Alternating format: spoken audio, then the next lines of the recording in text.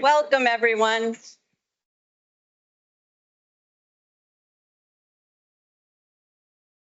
We're so happy you could join us this evening for the inaugural Sober Second Thinkers Speaker Series. I like alliteration, hence all of the same sounds. Tonight, we're featuring the Honorable Wanda Thomas Bernard. I'm Linda Harling-Stalker, the Director of the St. FX Brian Mulroney Institute of Government. This evening, I would like to acknowledge that we meet on Mi'kma'ki, the ancestral and unceded territory of the Mi'kmaq people. This territory is covered by the treaties of peace and friendship with the Mi'kmaq and Maliseet people, first signed with the British Crown in 1725. This acknowledgement is a reminder that learning and listening are a continuous process and are integral to reconciliation with Indigenous people. I want to take a moment to express how deeply saddened I and all at the Mulroney Institute are at the recent passing of the Honourable Murray Sinclair. Through his work as the chair of the Truth and Reconciliation Commission, Senator Sinclair gave space for the stories to be told of the injustices experienced by Indigenous people over many generations. It is through his work that we are reminded that we are all treaty people and need to listen and act on the 94 calls to action. Again, we are all treaty people. I also want to recognize that African Nova Scotians are distinct people whose histories, legacies, and contributions have enriched that part of Mi'kma'ki known as Nova Scotia for over 400 years.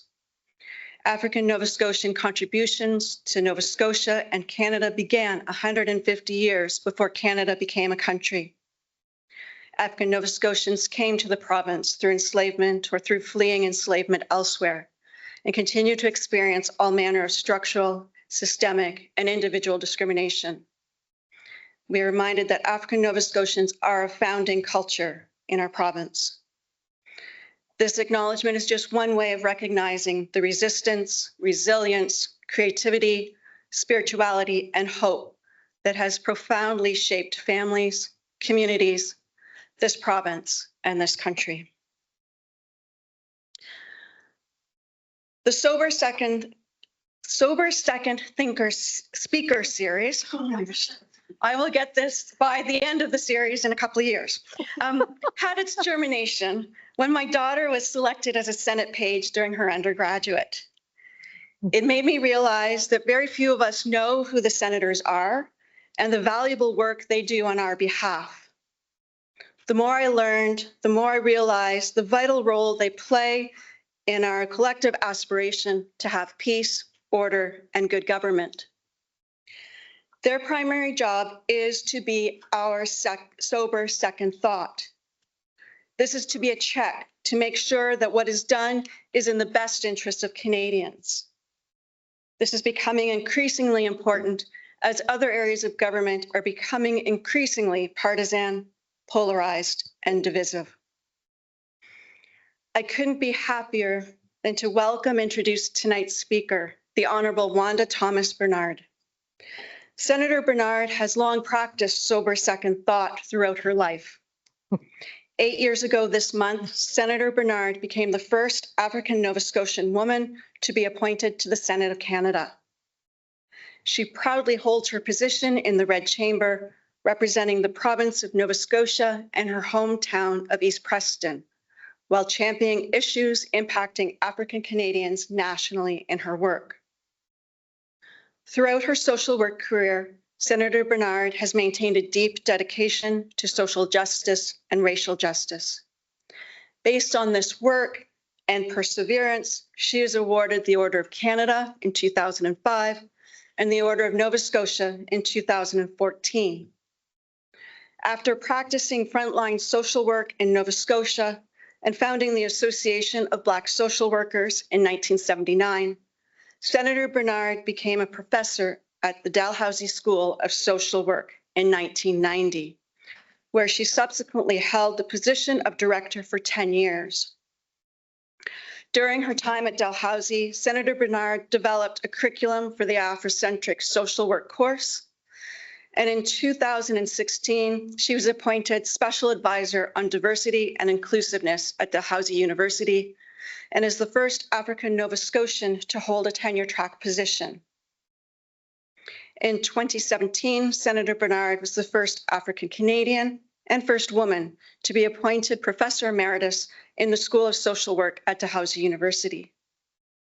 In recognition of her work to advance diversity and inclusion through leadership, activism, research, and community efforts, Senator Bernard was awarded the Frank McKenna Award for Leadership in Public Policy in 2021. Senator Bernard has continued to enact social justice and fight for racial justice in the Senate.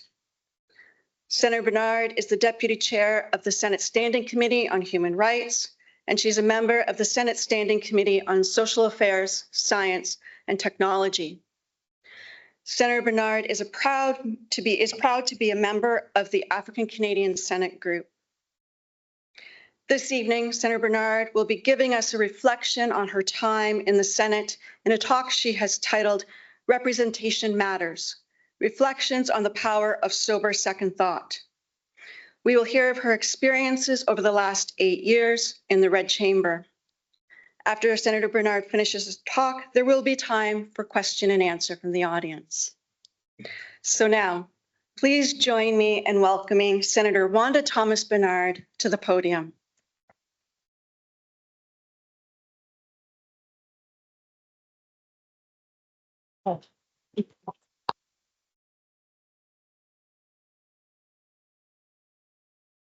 I got so caught listening to your intro. What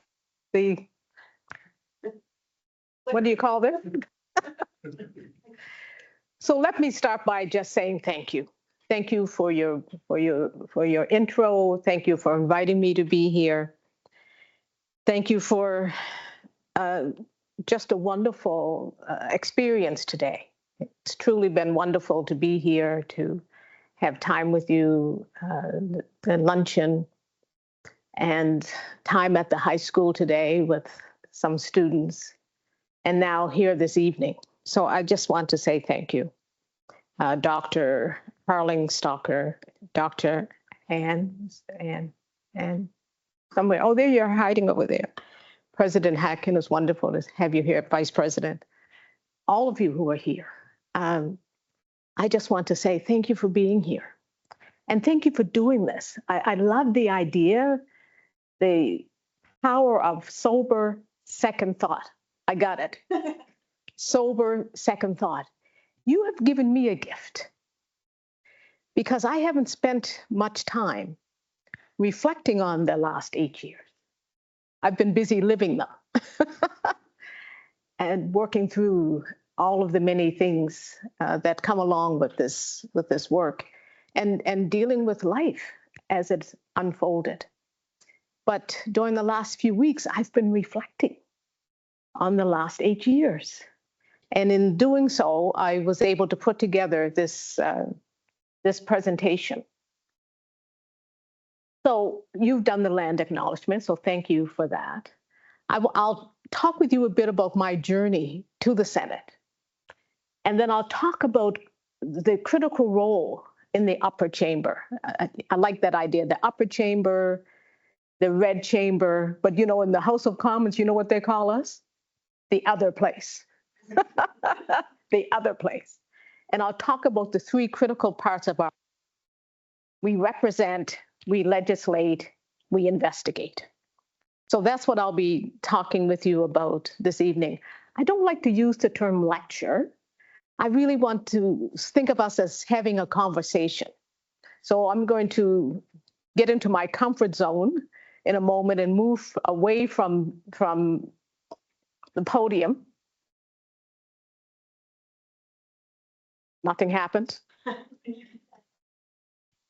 So I want to have the conversation.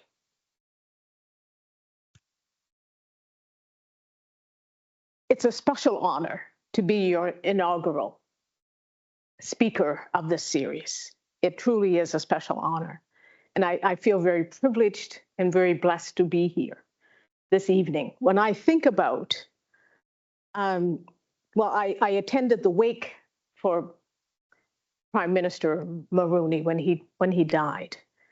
And when he died, I thought more about, and I'm sure many of us did, thought more about his legacy, more about the gift of his personhood, his leadership.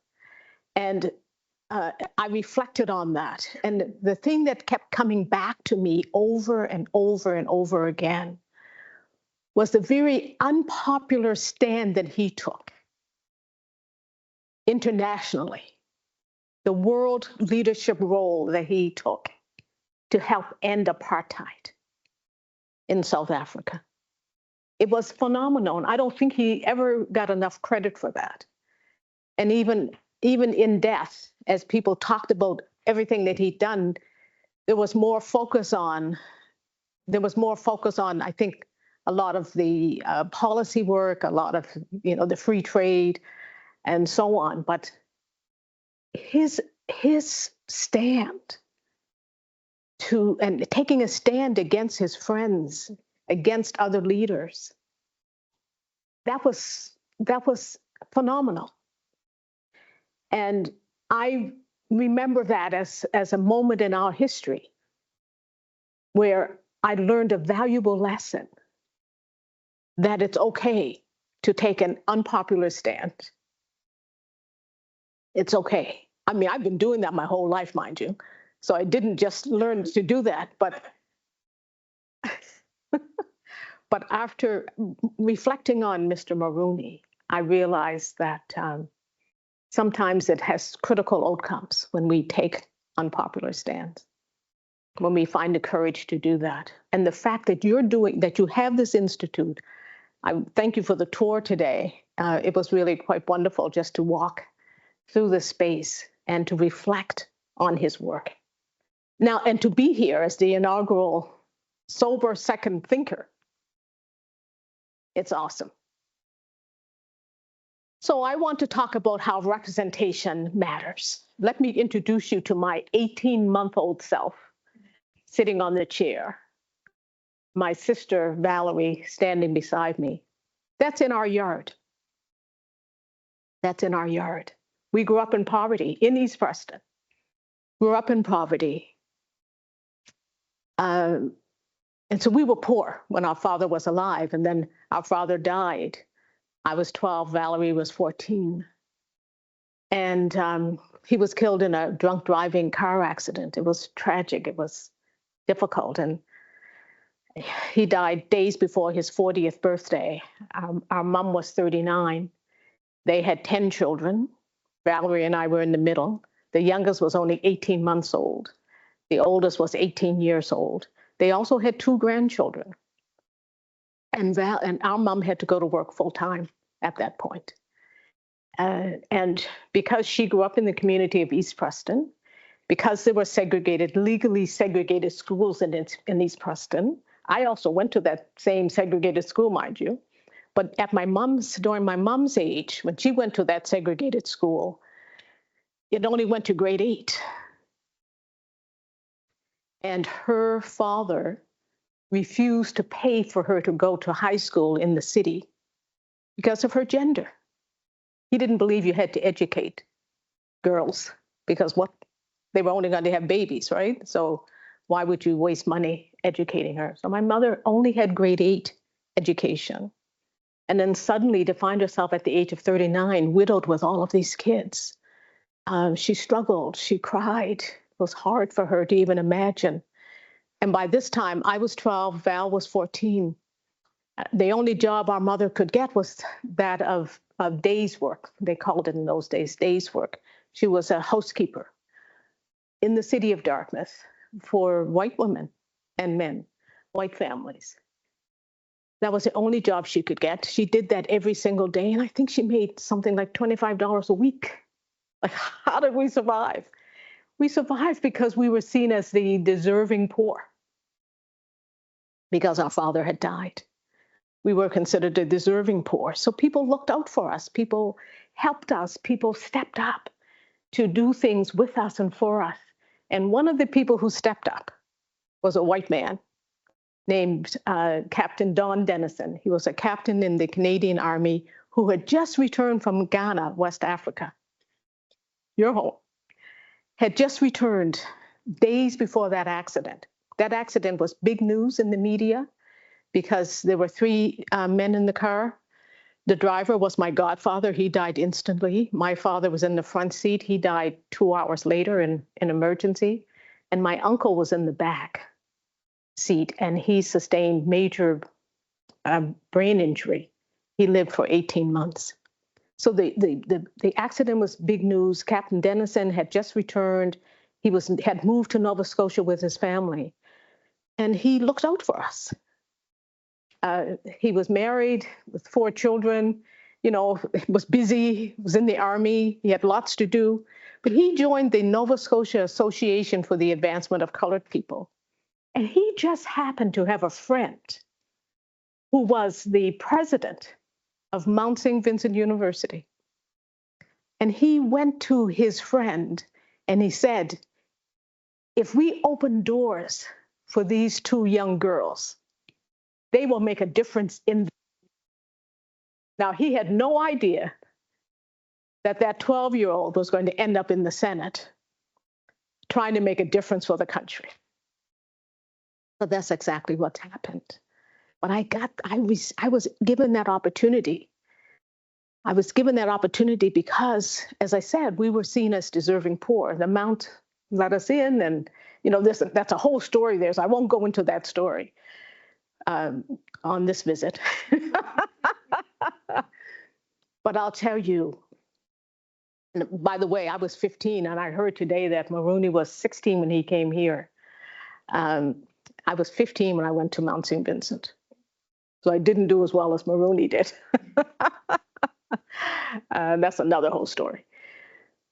But I remember the poverty, the taste of poverty. I was doing a talk on basic income in Truro a few weeks ago. I have a brother who lives in Truro, and he came to the talk. And I started with this. And after it, he came to me and he said, Wanda, he was one of my younger brothers. He said, I was never hungry. I was never hungry. He said, I had no idea the sacrifices that you and Val made for the rest of us. That was a few months ago. So it was a long time. It took him a long time to wake up and realize that there was a lot of other things going on in our family that he had no idea about. So the poverty, but it's that connection to poverty. When I that's me in the Senate. That's a recent photo. When I think about the work that I do, and I think about how representation matters, I'm very mindful of my very humble beginnings in the community of East Preston, going to a segregated school.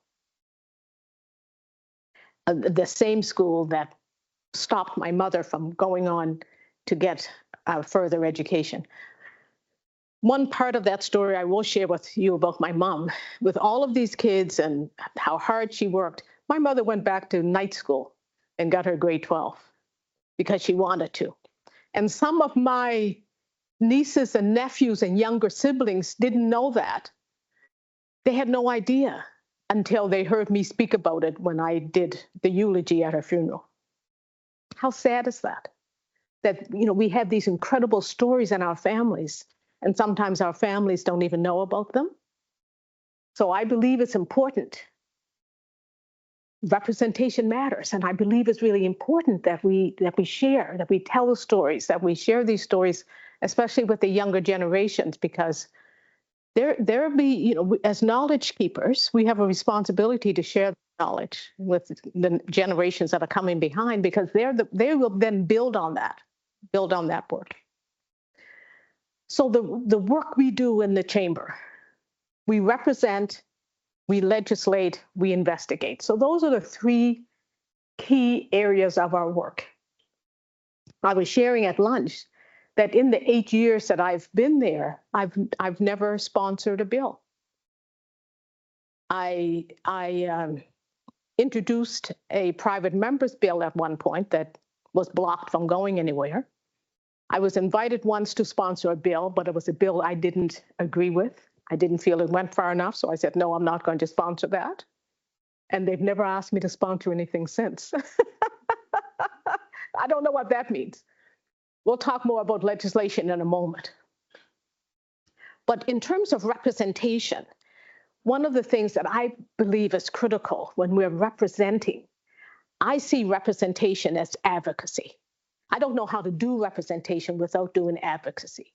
And so I advocate for those voices that are not around the table. I look around the tables that I'm in, the spaces that I'm in, and I look at who's here, but more importantly, who's not here. And what do we do about it? How do we bring about change? How do we make sure that the people who aren't there, their voices, their stories matter? And so how do we do that? So I do a lot of work around racial justice, not a surprise, right?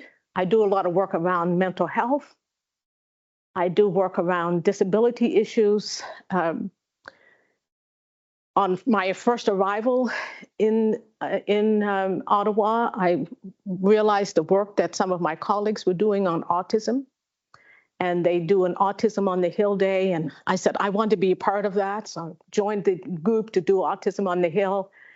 And they had this beautiful poster, flyer, really, panel. And every face on the panel was white. I said, wait a second, I can't do this. I can't attach my name to this because I think some non-white children are on the autism spectrum. And when I raised that, the folks that I raised it with, they were receptive. One of my colleagues said, to tell you the truth, Wanda, I never noticed that all the faces were white. Representation matters. My youngest grandson is on the spectrum. I called my daughter. I said, listen, this is what happened today. Are you okay if we have a picture of Gavin on this poster? Within 24 hours, I had a lovely picture of Gavin. Gavin was placed in the center of this poster. But here's the most important story, the most important part of that story. The next year, I said poster, it's a banner. The next year, they had such diversity on the banner that they actually had 2 banners. And they've been doing 2 banners ever since. The folks who are involved and working on the autism work, they've taken that whole issue of intersectionality and they work with it. They've built it into their work, into their policies, into everything that they do now. They make sure that they have a focus on intersectionality. Now, if I hadn't been brave enough and quite frankly, bold enough to say, wait a second, you've got to do something about this. And if my daughter and her family hadn't been courageous enough to say, yes, you can use Gavin's picture, I don't know. We may still have these banners with all white faces. But now we've got people across the country working on autism issues and basically looking at how those issues show up differently in different communities. So there's a whole group in Toronto, in the South Asian community, doing autism work. There's a group in Nova Scotia, in the Preston area, trying to do work specifically on African Nova Scotians and autism. And the autism societies around the country are supporting that work. And that's just one example. That's the first example I'm going to share with you. And you'll hear me, this will be a theme. You will hear me share example after example. But sometimes it was just asking the simple question. Asking a question about who's missing, who's not at the table. And if the people who are in positions of power and influence that can lead change, if they're willing to step up and work with you, then change can happen. And isn't that what Brian Mulroney was all about? Right? He was all about building relationships, working with people, pushing for change. Pardon me. This past year, for the first time in 8 years, I did a statement for World Ostomy Day. Don't ask me what took me 8 years. Why did it take me 8 years? No one wants to talk about ostomies, right? But we have about 200,000 people in Canada who live with ostomies. It's life-saving. And this year for World Ostomy Day, their theme was Step Up for Ostomy. And I decided I'm going to step up for ostomy by doing a statement in the Senate. And when I did that statement in the Senate, I could see some of my colleagues squirming in their seats because there was so much discomfort about talking about ostomies. Well, for many Canadians, living with an ostomy means they're living. And without the ostomy, they wouldn't be. And so I've learned that I must use my voice, sometimes in the most unlikely of places, because representation matters in the upper chamber. Committees. Just today, I received a list, a plan for a study that the Human Rights Committee is going to be doing on Islamophobia. And I saw this long list, and I'm looking. So you tell me what I'm looking for on the list. Some intersectionality. Nothing. Absolutely silent on intersectionality. So I know that one of the things that I have to do tomorrow is make sure that that changes. It's not going forward the way it is. I was off for a number of months because of some health issues. And when I came back on one of my committees, the Social Affairs Committee, they were reviewing a report on mental health and suicide. And I'm looking at this report and I'm looking to see, when are they going to, where do they talk about race and mental health and race and suicide? And it was totally silent. The report was totally silent on that. So I asked the question, did this not come up? You won't believe what the response was from several of my colleagues. So sometimes I'm dealing with this stuff in the Senate, and we're supposed to be representing minority interest. So I said, what happened here? Someone said, well, Wanda, you weren't here. You weren't here. Those questions didn't get asked. Okay. Well, who was on your witness list? You weren't here. So those voices are on the witness list. I shouldn't have to be in the room for you to make sure that that happens. So, it's that work. And so that's not the glamorous work. That's not the work that the media want to talk about.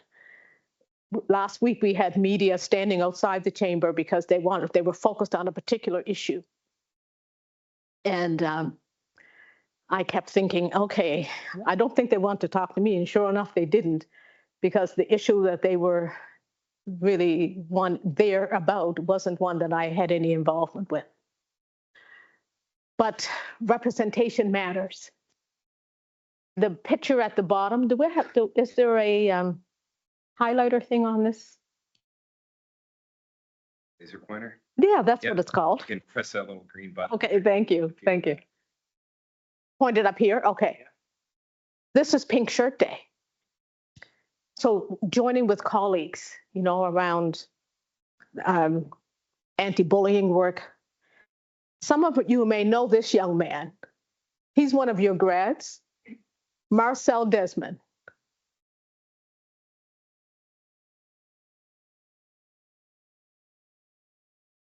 Marcel is now working on a master's in political management. And he contacted me one day and said, I'd like to talk with you if I can. And I said, look, and he told me about himself and he said, I met you at my high school, the same high school I was at today. That's when I first met you. I've been following your work. Oh, really? Well, why don't you come and spend the day with me? And he did. And he's amazing. Then he said, Senator, can I ask you a question? By any chance, would you be the sister of Deputy Thomas?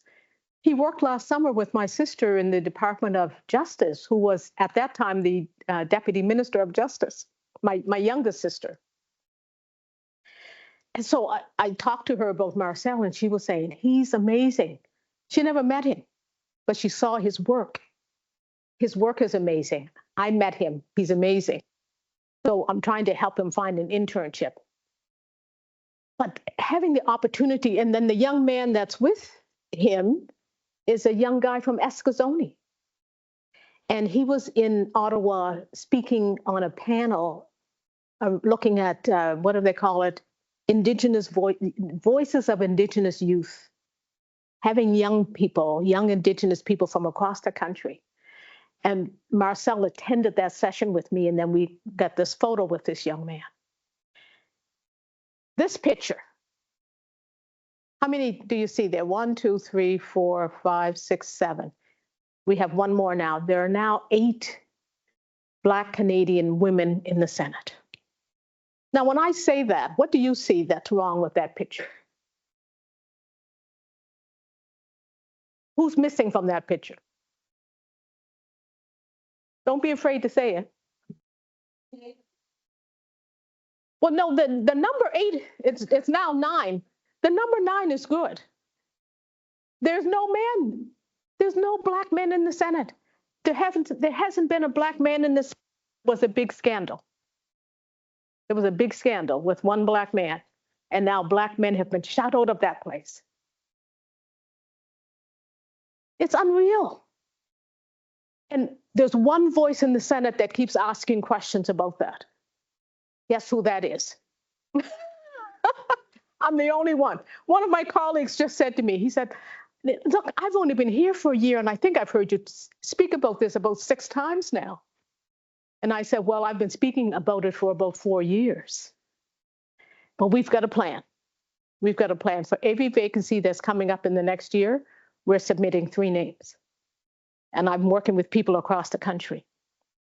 And we're going to force them to have a second sober thought about the exclusion of Black men from the Senate.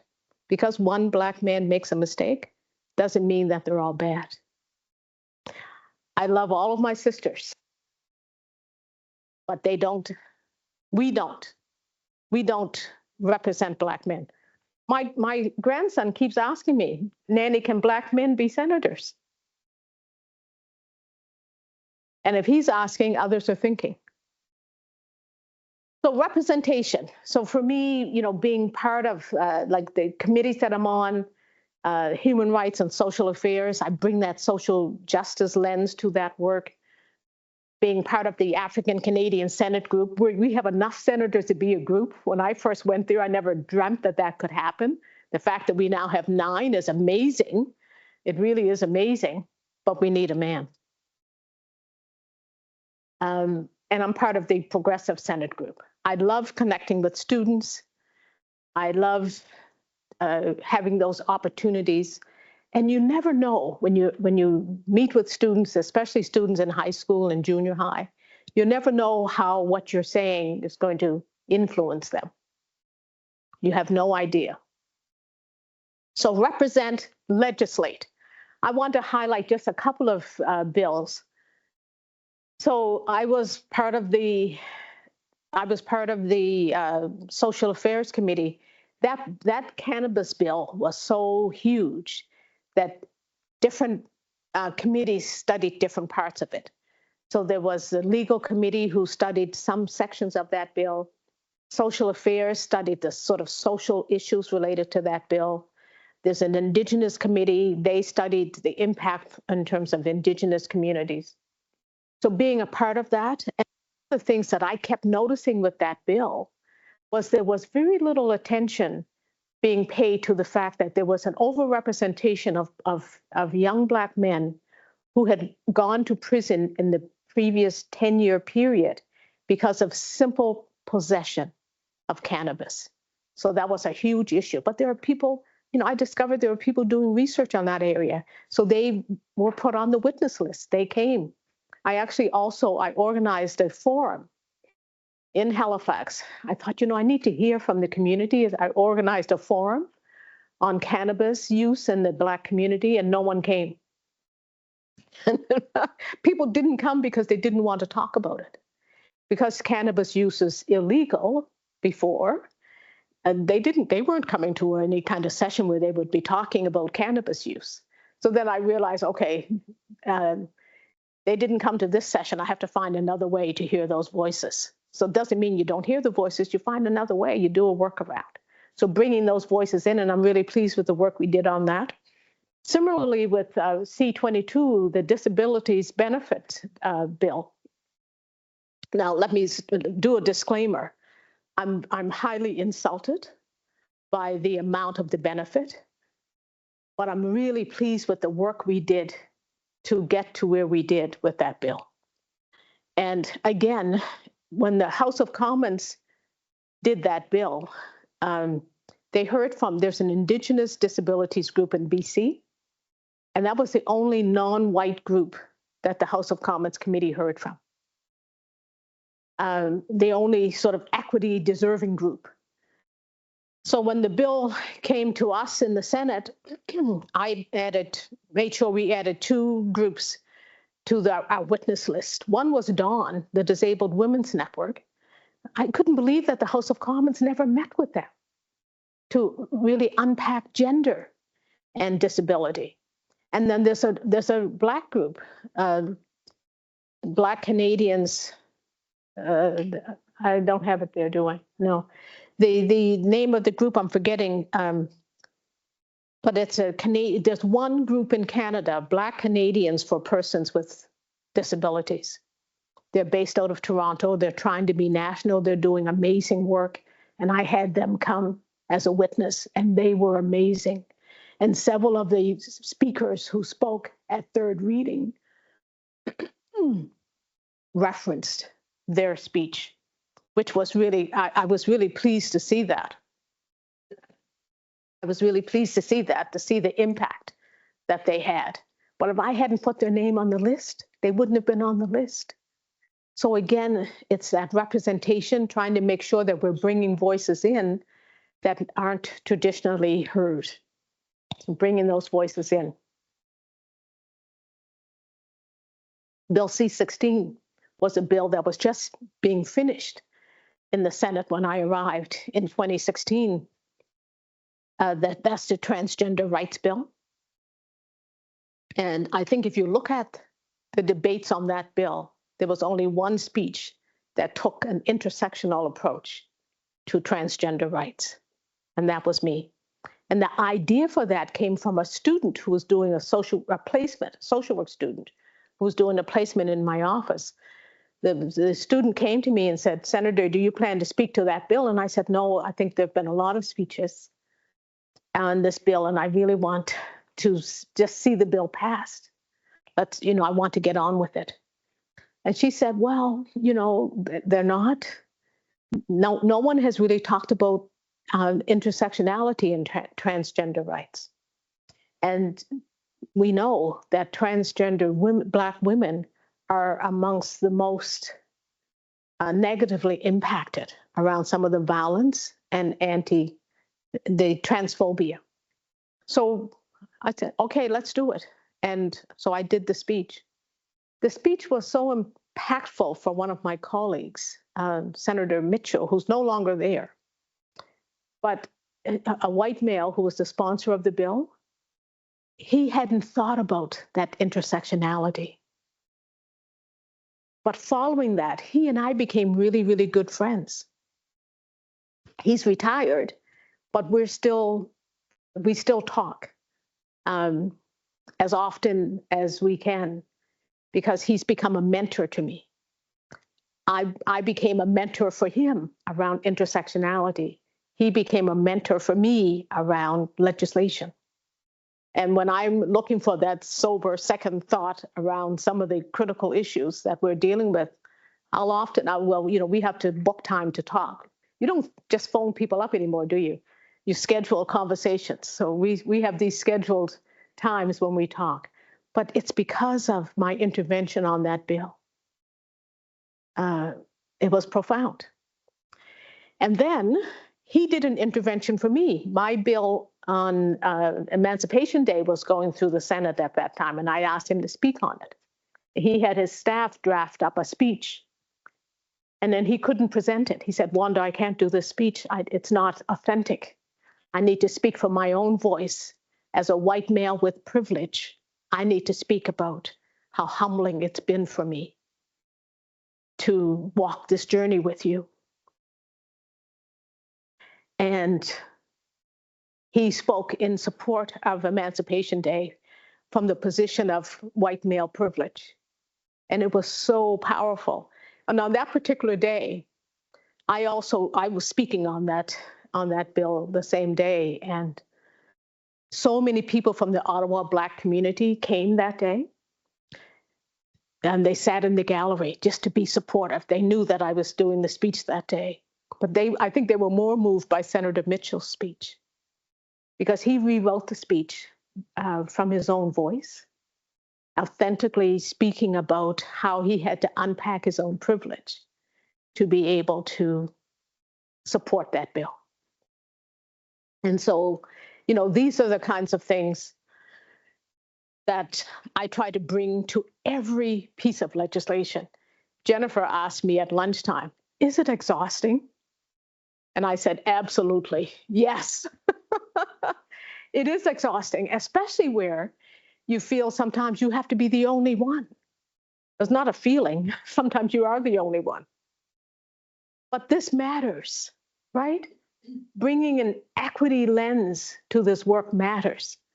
Bringing an intersectional lens to the work matters. So when I think about sober second thought, the image that immediately comes to me is intersectionality, and making sure that we bring an intersectional lens to all of our work, but also making sure that we bring a social justice lens to that work. And quite frankly, some people don't know what that is. And then there are others who would prefer that you just not talk at all. But I know I'm there for a reason. So I have to find my brave spot. Sometimes I have to go pretty deep to find it. And we also, the third area of our work is investigations. So we investigate. So committees, so we do some investigations are part of bills, but some investigations are committees doing studies of issues. So I'm currently leading a study on youth aging out of foster care. And I really hope that we will eventually bring forward some legislation to have some national standards on aging out of foster care.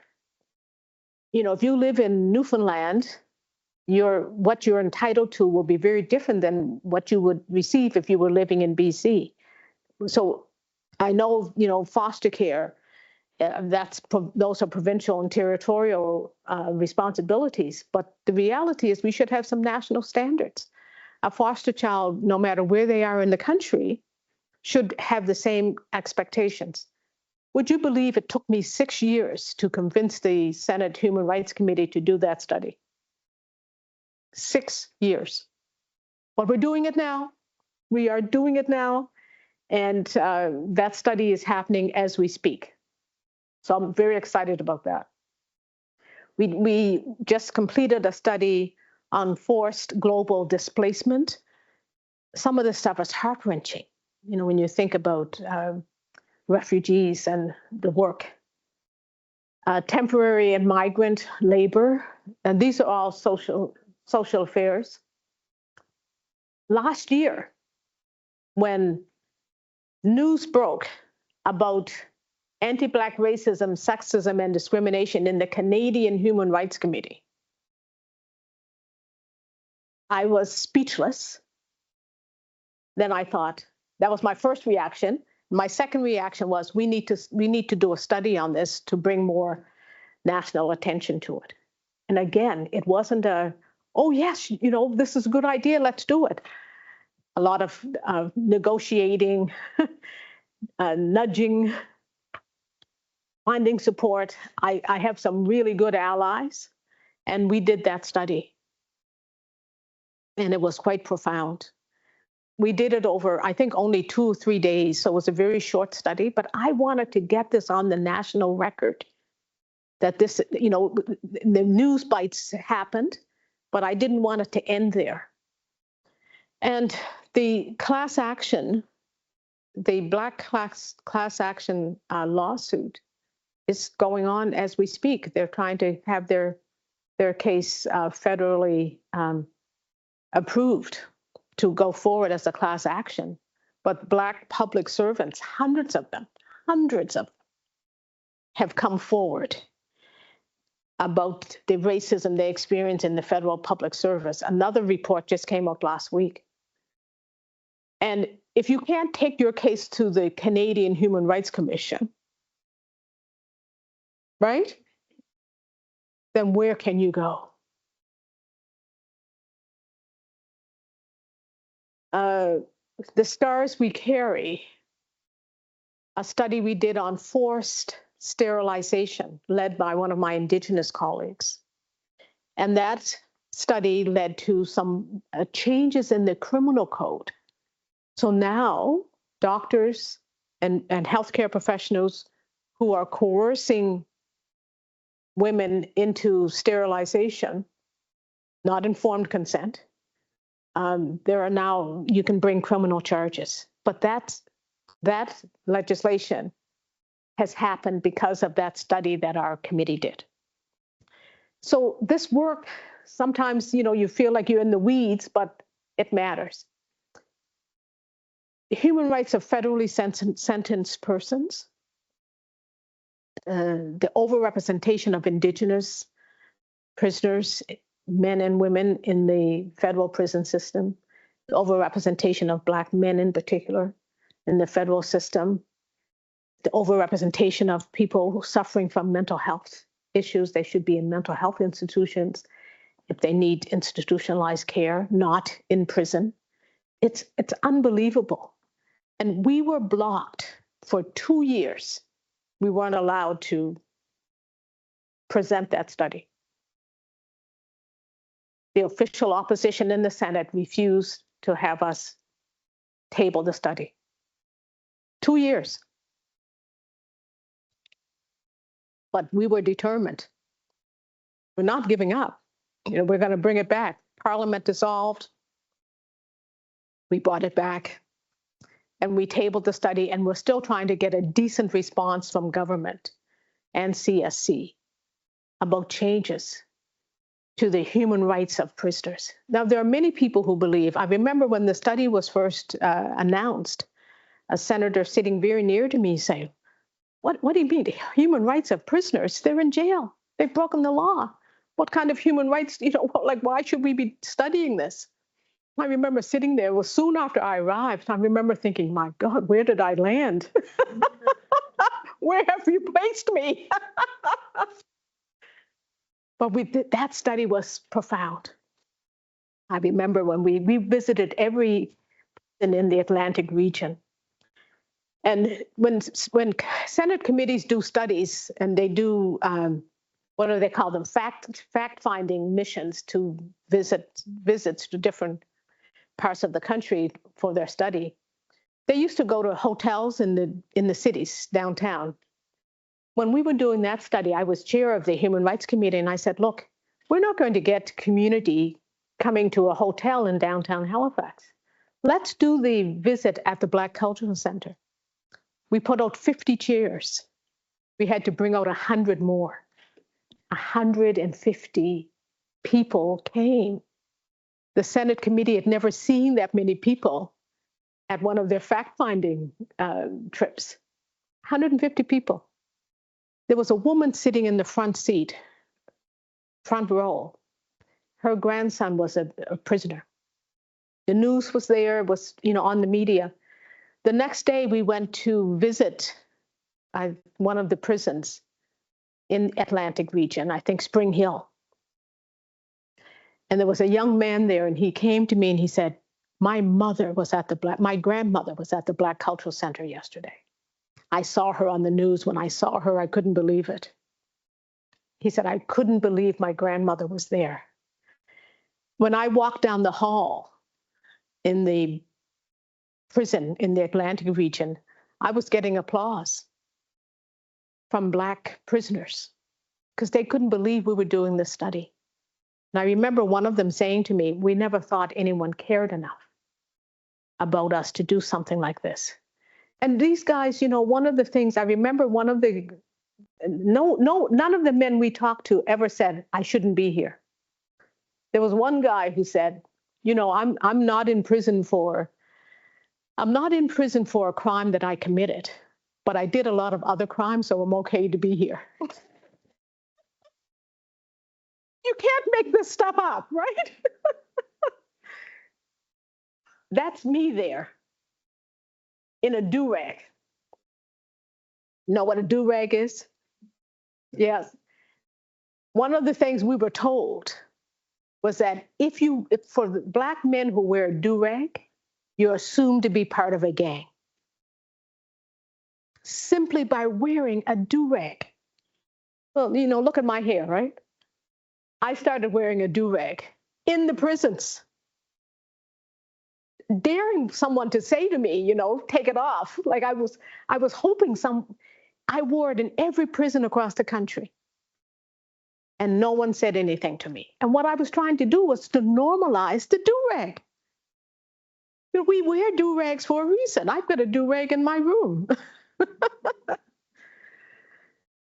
So we investigate.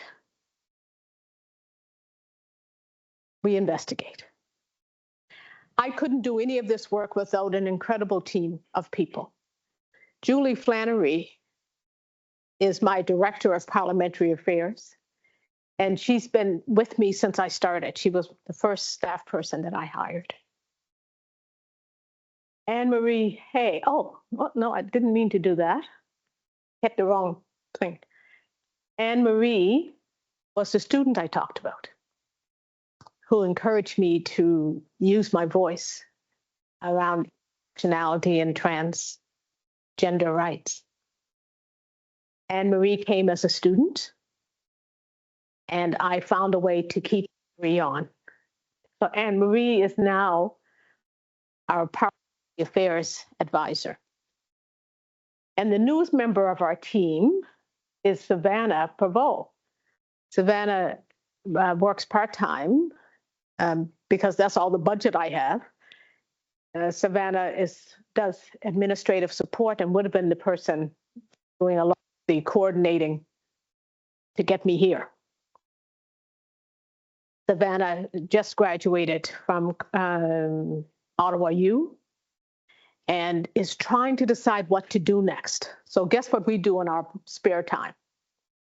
I'm her unofficial faculty advisor. And she hasn't asked me to stop yet. So we're having constant conversations. But one of the things that her dad has said to her repeatedly, and her siblings, 1 degree isn't enough. Every one of you has to have at least 2 degrees. And so, the last time we had a conversation about this, she said, look, I'm not quite sure what I'm going to do, but I know I have to do something. Because if I don't, I'm in trouble at home because I can't stop at 1 degree. I tried to ask Savannah if she'd like to maybe work part-time in another office, and they're saying no. They're such a wonderful group of people to work with, and I feel just so blessed to have such a good team working with me. And I couldn't do the work I do without having such a wonderful team. I haven't been watching the time at all, but I did set the timer. I'm good, yeah. So as I reflected on these 8 years, I kept coming back to this title, Representation Matters. So for me, when I think about the sober second thought and how important the work that we do in the Red Chamber is, like every bill, whether it starts with us or it starts with the House, every bill goes through both houses. And so I feel so strongly about representation. It really does matter. I feel equally strong about intersectionality. recognizing our intersections is so, so important. Equity-based policy analysis, bringing an equity lens to policy. I still do some teaching part-time, mostly online or on weekends, because I want to, because I love it, because I wasn't ready to really leave the university. One of the courses I teach is a graduate course in social policy occasionally. And the last time I taught it, I remember a student, and this is in social work, I remember a student saying to me, she said, I found myself every week, I was writing a letter to my manager requesting an exception to the policy. And the student went on to say, and it wasn't until I took this course that I realized maybe the problem with the policy. Like if I'm writing this many exceptions to the policy. And she admitted she had never thought about that as one of the options. So when we bring an equity-based lens to our policy analysis, then we know when the policies are flawed. We know when maybe there needs to be a policy change. When I think about policy development and I think about social policy and economic policy, most of the people who are responsible for creating those policies are not the people who are going to be most negatively impacted by said policies. So the people most negatively impacted by our policies are not at the table. So we have a duty and responsibility to bring those voices forward. And allyship. Allyship really matters. Being an ally. Sometimes people are not quite sure what they can do to help. And I always say, look, just ask the question. Be brave enough and bold enough to ask the question, what can I do to help? That's what my friend Senator Mitchell and I realized that we could do for each other. How can I help? What can I do? That's what Don Dennison did. And he saw this family, this widow. He saw these two daughters with so much promise. He said, what can I do? He had a friend who was a university president. He went to his friend. When we use the power we have to make meaningful change, when we use the power we have to break barriers, when we use the power that we have to lead the change we want to see, things will eventually change. That's what Brian Mulroney did. He used his power and his privilege to effect change. Thank you.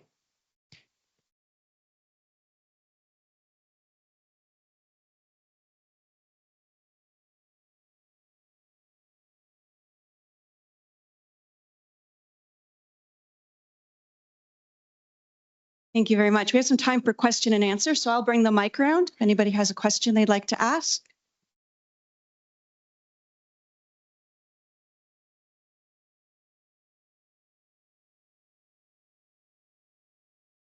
Thank you, Senator. In your opinion, does the Senate have an image problem? And the reason I ask that is because a lot of people I don't think realize what the Senate does and what senators do. And part of the issue might be a marketing issue. The types of studies that you say senators have done and the ones that are underway now, the vast majority of Canadians, in my opinion, would not be aware of that at all. And the image of the Senate and senators by a lot of Canadians is that it is a place where people get appointed to have a sinecure and have an easy life. Yes. But I do understand a lot of the work that gets done, and what you have been involved in is important work. And it's a simple question, but do you think the Senate has to market itself in a way to make Canadians more aware of the type of work and the good work that's getting done? So my short answer to your question is absolutely yes. We have an image problem. I remember when I was visiting my grandson's school in Ontario, my first or second year of my appointment, and the boys were so excited, and they saw one of their friends and their grandmother, and they said, "Oh, my nanny's a senator." And the woman looked at me and said, "Oh, are you visiting from the U.S.?" Her reference for the Senate was the United States Senate, because that's what she was exposed to. She didn't know senators existed in Canada. So I'm thinking, how do I answer that? Oh my Lord, help me. So I didn't want to embarrass her, in front of her grandchild and mine. So anyway, that's an aside. You're right. We have an image problem. And when you talk to people about the Senate, what they remember are the scandals, right? People remember the scandals. And when we only focus on the scandals, we lose sight of the good work that is being done. And we're different than our neighbors to the south. I think a lot of our media that we consume is American media. And so we hear a lot about what's going on in the US. We're not so good with the media. And the media typically is wanting to pull on, they're looking for sound bites. So it's really hard, I think, following the big scandals that happened just before Trudeau was elected. So when Trudeau came in, he was trying to deal with that image problem. And so the idea of reforming the Senate was moving away from those, quite frankly, many were patronage appointments. So trying to move away from patronage appointments, Trudeau set up this new system where there's a separate panel that adjudicates every applicant. And so there's a panel of 3, and then there are 2 representatives from each province where there's a vacancy. When I applied, I was part of that first group of 22, and there were 2,700 people who applied. So that's a lot. And from the 2,700, there were 3 names put forward for each vacancy. I don't even think they're doing that same process anymore. Obviously not, because I know strong Black men who've applied, and their applications have been totally overlooked. So it's a very slippery slope in terms of even how this new reform, how well the new reform is working. I don't think it's working as well as it was 8 years ago. It really is not. I'm being totally honest about that. And it makes me sad and angry and a little powerless, really, in terms of how to deal with it. Because there's a power. There's a power that's pretty hard to break through.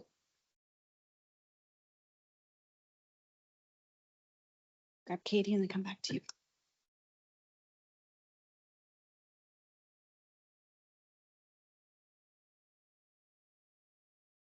Hello, Senator. Thank you so much for an incredible presentation. I just love hearing you speak and have been following your work for some time. So my name's Katie Albrecht, and I'm especially grateful for the work that you've done in the province to really champion and encourage a health equity lens on health.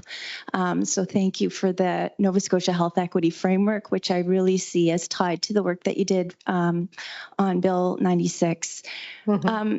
In your presentation, you talked about how you saw change happen after 6 years. So you're pushing to have an issue come to light. And then finally, there's a study 6 years later. And I wondered if you could share with us if and how being in the Senate has changed or informed your conception of time, how you understand time. And I think that's something really critical for us to think about as we do advocacy work. We hear about the glacial pace of change in government, but yeah, reflections on time. Thank you. That's a really, really good question. So let me say this. Coming from the university, no disrespect, Mr. President. So coming from the university, I appreciated that things move very slowly. Going to the Senate, I'm thinking, oh my goodness, universities are fast compared to this place. Seriously. So in a sense, I would say that my university experience has helped prepare me a little bit for this whole issue around time. But one of the things it's taught me personally is to be more strategic. So employment equity, that's another piece I've been working on since I arrived, and it hasn't come forward yet. And so it's not coming forward in this parliamentary session. We need changes to the employment equity legislation. I've been working on it and speaking to government about it. And they did a task force. The task force report came out 11 months ago. So where's the legislation? There's my timer I set. But we've got more time, so I can just leave it now. I'll hand it back to you. No worries. Keep. So that whole issue of time. So with employment equity, I was using that as an example. So I've learned to be more strategic. So I could introduce a private member's bill on employment equity now, but why bother? It's not going anywhere. There's not enough time to move through everything that has to happen in the Senate and the House and royal assent before. There's lots and lots of speculation about when the next election will be, but we know it has to be by next October. So a year is not enough time. The old me would have pushed it through, but the new me is like, no, strategically, it's not worth it. So I'm going to introduce an inquiry into employment equity just to get the issues on the agenda. And the legislation should come early in the next parliamentary session. So irregardless of who is in government, I will always give government the opportunity to bring it forward. But if they don't, my plan is to introduce it early in the next session of Parliament. Irregardless of, that's what I decided about Emancipation Day. I didn't talk about that, but I'll come back to that in a minute. So that's what I'm going to do with employment equity. I'm going to introduce the legislation myself if government doesn't do it. But with the next parliamentary session, I know I'll have time. I hope I'll have time. And it may not be me that carries it forward. We have mandatory retirement at 75. So I won't be there through the full next parliamentary session. With Emancipation Day, when I introduced that legislation, I introduced that. So the steps, let me share with you the steps I followed with that. When I first went to Ottawa, I was experiencing so much racism, and I was shocked because I don't know why I wasn't expecting to experience that much racism in the nation's capital. That was a bit naive on my part, right? But nonetheless, I'm there and I realized, oh my, this is horrible. And racism in the Senate, this is horrible. So I decided to introduce an inquiry into anti-Black racism. And then out of that inquiry, so an inquiry is you just get other senators to speak on your topic. And I had a number who did, including my friend, Senator Mitchell. So out of that inquiry, I introduced the legislation for Emancipation Day. The opposition basically said, the official opposition response was, we already have enough days. Why would we do another day? And one of the other responses that I can never get out of my head is, why is Senator Bernard trying to rewrite history? I was accused of trying to rewrite Canadian history to say that slavery existed here. Well, hello, I'm not trying to rewrite history. And my response was simply that. No, you've got it wrong. I'm not trying to rewrite history. I'm just trying to make sure that we teach the full history. When the government was dissolved in 2019 and the election was called, I made a decision then. I said, I'm not bringing this back. Someone thought that I meant I was dropping the idea. And they put that on social media and everything. I'm thinking, oh my goodness. No, I'm being strategic with time. I decided, I didn't know who was going to form the next government, but I decided I was going to convene a meeting with the new prime minister. And it was Trudeau was reelected in 2019. I met with him. I talked with him about Emancipation Day. And I said, you know, this should be a government bill. And he said, I agree with you, but it's too late to make it part of the government agenda. It's okay. It's okay. I'd love to see children in the space. It's fine. So don't feel, you know, they're good. You boys are good. You're good. I'm going to ask you a question in a second. So, you know, just hang in there for a moment. I remember saying, so I said to the prime minister, you know, I want you to take this on. And he said, look, the government agenda is filled already, so we won't get it through. But why don't you do a motion? After all, that's what Jean Augustine did. The Honorable Jean Augustine introduced Black History Month as a motion about 30 years ago. And he said, it worked. So why don't you do that? And I said, I think that's a great idea. And he said, I'll find someone.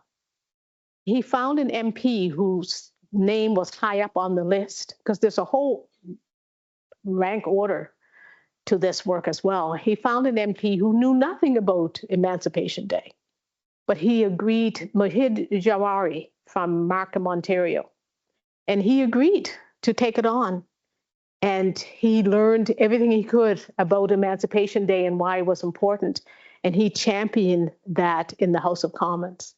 And then once that motion was passed in the House of Commons, I brought a similar motion to the Senate that got a unanimous approval. Now, why did it get, let me tell you though, why did it get unanimous approval even from the people who said I was trying to rewrite history? Sadly, it was during COVID, and it was after the death of George Floyd. And it was during a time when many people were trying to do anything they could to make us feel better, you know, to keep us happier so that we wouldn't all protest. They didn't want us protesting in the streets. They didn't want us, you know, becoming violent, because after all, you know, we are violent people. And so people were saying yes to a lot of things. And I remember when that vote happened, normally if you get something passed, you know, you rejoice, you're excited. I wasn't. I couldn't be in that moment. I couldn't be happy, because I knew the real reason why we were getting those unanimous votes. Some people have said to me, you know, why is this a motion and not legislation? And I said, well, look, we have legislation. We have Lincoln Alexander Day is legislated. How many of you know when Lincoln Alexander Day is? How many of you have even heard about it? Right? One hand went up at the back, sort of half up. So whether it's legislated or not, Black History Month is very well known. Why is that so? Because the Department of Canadian Heritage does a lot of education across the country around around Black History Month. And so that's what I want to see happen with Emancipation Day, that we have that education that's happening across the country. So that's another thing that I'm working on. So even when you get something passed, something as big as Emancipation Day, the work doesn't stop, because then you have to do the work to make sure that the education piece happens. It's not enough that just a few of us know about it. You know, we have a duty and a responsibility to educate Canadians, even about some of the work that we do. We try our best with media, but it's difficult. Yeah, it's difficult. So the two little ones at the back, do you have any questions you'd like to ask me? Are you sure? You can ask me anything. I'm a grandmother.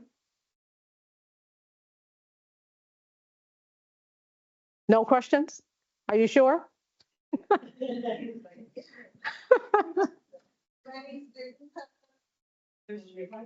First, and then I'll come down to you. Go to her first. Sure. I'm saying about that a lot, and often the administrators, professors, professional management. Hi, I'm a student, so I'll ask the question. So you were talking about how somebody thought that slavery didn't exist in Canada. And my question for you is, how do you stay so calm when people say ridiculous things like that? And especially as a Black woman trying to, maintain your professionality in quotation marks, because I need inspiration on that as well, because sometimes I hear ridiculous things and I struggle not to react in a way that's deemed negative. And if I do walk out halfway through your answer, I have work at 8, so I just wanted to hear your answer before I leave. Let me tell you, I love the question. It's difficult. It's really difficult. I've never played poker, but I try to bring on a poker face. They talk about a poker face. So I try to bring on the poker face when someone says something that's so ridiculous. What I try to do with that is I try to turn it back to the person, if possible. I work hard at staying calm in these situations because I don't want the label of the angry Black woman. I don't want that label. And so I work really hard at not reacting to things that are said, not reacting in the moment. But it's important to find ways to release what we feel, because if we don't, it'll make us ill. I wish someone had told me that years ago, before I had chronic health conditions. But I'm doing better. So self-care is really important. Having people that you can talk to, that you can connect with, that understand, what you're dealing with, that can be really, really helpful. Having allies, can be really helpful. So finding ways. As an educator, sometimes students will say something that make you want to scream, but you can't. And so you work through that. But I use this tool that I call the gentle art of questioning. So I may say something as simple as, so tell me what you mean by that. In that kind of tone. What do you mean by that? It stops people. If I were to react and scream and yell and curse and swear, they'd remember that I reacted and screamed and cursed and swore. I don't want that. I want them to think about what they've said. And when you ask the question, what do you mean by that? The speaker has to stop and think about it. So try that. Try that. I call it the gentle art of questioning. What's that mean? Tell me what that means. Tell me what you mean by that. I've had people sort of blush and walk away. I've had people run away. Oh, don't want to talk to her anymore. Yeah.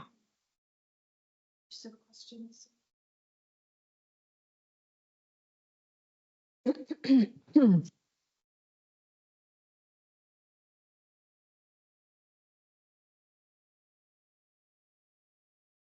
Thanks very much. I suppose what seems so appealing about the idea of a sober second thought is that the House of Commons these days seems like it's full of frat boys, like on a keg party or something. So I wonder how, is it as polarized, maybe not in the Senate, but on the Hill as it seems to be, like from our perceptions through social media and television? Is it, can you still sort of have a collegial relationship with people in the official opposition, or is the Senate and House of Commons just that different these days? And maybe how has that changed over your time in Ottawa? So a couple of things have happened. I like that question. A couple of things has happened though. The center block, for those of you who know the Hill, center block, west block, and east block. Center Block is under renovations, and the renovations were supposed to take 13 years. Now they're saying it may take 16. When we were in Center Block, House of Commons was one end of the building, the Senate was in the other. You did more together. But now the Senate, they moved us over to the old train station. So again, anyone who's been to Ottawa, if you recall where the old train station was, or if you were there recently, you know where the Westin and the Rideau Mall were across the street from there, or across from Chateau Laurier. So we're way down there. So we don't see the MPs a lot unless we go to something, and they don't come down to us very often. They only come down to us when they have official business. We're more likely to go to events or things that are happening in the House of Commons or in one of the buildings near the House of Commons. So we don't have as much interaction as we used to. When I first went there, my office was just inside the door of Center Block. So would be nothing to run into the Prime Minister or any of the MPs and cabinet ministers. You'd run into them, you'd have conversation. I remember once when my family was visiting, oh my goodness, his name is totally gone outside of my head now. Former NDP leader. Oh, help me out, someone. No. Tom Montclair, yes. Well, I remember taking my family up to lunch in the parliamentary dining room. That's where you'd see people in the parliamentary restaurant. And Tom Montclair fell in love with my youngest grandson. He just started talking to him and engaging in conversation with him. And my grandson was only about the age of your grandsons. Your grandson, what is he, about maybe 7? Yes, that was about the age. He was about 7 years old. And he was there having conversations with Tom Montclair. But those kinds of things don't happen anymore. So it's partly because of the fact that we're in these very separate buildings. I walk in between those buildings all the time. It's only about a 10-minute walk. But just like time has a whole different meaning on the Hill, distance has a whole different meaning as well. 10 minutes is a long time, especially when you may be called back for a vote. And what's going on in the House of Commons right now is really troublesome. We haven't had any legislation come because of the filibusters that are going on. So it's almost like a work to rule, a work stoppage. They're doing whatever they can to sort of block the government agenda. That's the reality. So it means that, so what are we doing in the Senate? A lot of private senators, private bills are going forward, and committees are doing, work that they can do. But that's what we do. We run into each other in the airport, and we have very collegial conversations in the airport. Yes. Yeah. But things are bad. Things are bad. I was saying at lunchtime that I think everyone in Ottawa has election fever. So we just need to do an election and get it over with. Let's get on with it. My attitude. But there won't be an election now. We just heard the news about the by-election that's going to be happening in December. So with a by-election, we know the general election is not happening anytime soon. They wouldn't call a by-election if there was going to be a general election. And nobody wants an election during the holidays anyway. So it'll be spring or fall or summer. I mean, it could happen anytime in that time frame. Great. Any other questions? Time for one or two more.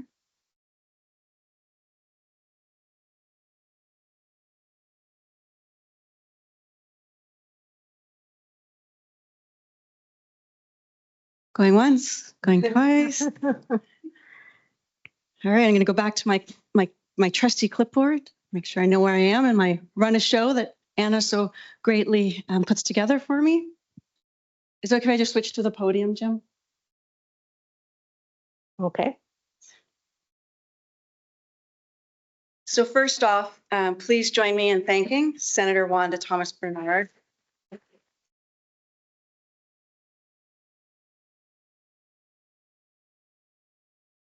She was a wonderful inaugural speaker for our Sober Second Thought Thinker Speaker Series. I got it. And her work certainly embodies the values that are at core to the Mulroney Institute, to dignity, decency, and decorum. So I'd like to ask Anna to bring over a gift for Senator Bernard as a token of our appreciation for the time she spent with us today. Thank you.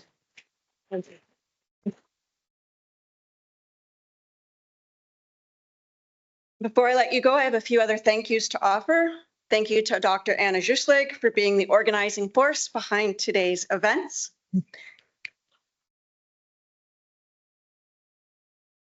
Ms. Jennifer Desmond and Mr. Mike McIsaac for arranging the Senator's high school visit this afternoon. And Lorraine Reddick. What's that? And Lorraine. Oh, and Lorraine Reddick was part of it as well. Thank you, Lorraine. And Facilities Management and Conference Services for making sure the room was ready. And to James Ochner, our tech guru. If you want to put this slide up, Jim, thank you. So you're all invited back on Tuesday, November the 26th at 7 p.m. for the Dr. Agnes Caliste African Heritage Lecture, which Senator Bernard gave in 2015, where Dr. Kevin Hewitt will be presenting his talk, Justice, Injustice, and STEM. So it promises to be a very engaging and enlightening public lecture. All are welcome. So on that note, folks, thank you for coming out. Drive safe, and I look forward to seeing you on the 26th.